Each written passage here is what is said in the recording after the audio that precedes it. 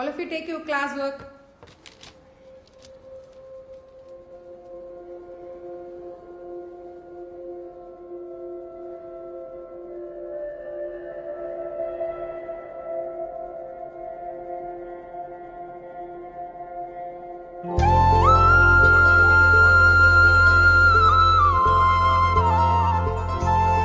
அப்போ அது என்னன்னு எனக்கு சரியாக சொல்ல தெரியல.